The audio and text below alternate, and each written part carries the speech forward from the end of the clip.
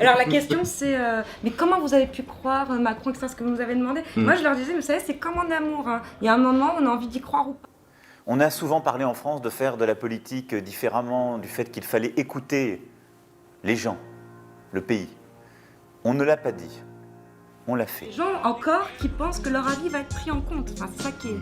Il faut arrêter avec ça, il faut dénoncer. Le programme il est déjà prêt, il sera sorti au moment opportun. Et ce que je découvre sur place, c'est qu'en fait, nous, on est vraiment dans une vision très verticale, très élitiste, où ceux qui décident, c'est un petit groupe de personnes qui, comme je l'ai dit, se ressemblent et qui surtout donnent l'impression qu'en fait, la vérité, elle est très univoque finalement.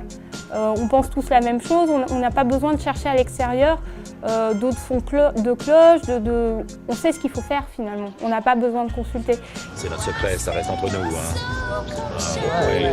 Et je pense qu'on s'est concentré sur des enjeux de très court terme, c'est-à-dire capter un électorat qui s'appelle les classes moyennes et que du coup, pour s'adresser à cet électorat-là, on a fait un peu du marketing politique, on a essayé de comprendre un besoin à travers des sondages, d'apporter des réponses calibrées presque d'un point de vue marketing.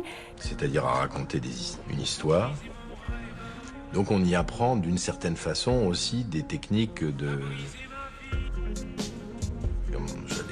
pas de manipulation de l'opinion, mais un petit peu.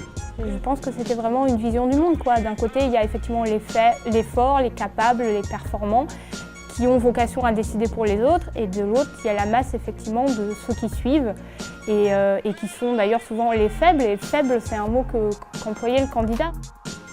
Cette façon de faire, d'aller écouter, de prendre le pouls, de faire remonter les préoccupations réelles des Français, c'est notre marque de fabrique, c'est notre ADN.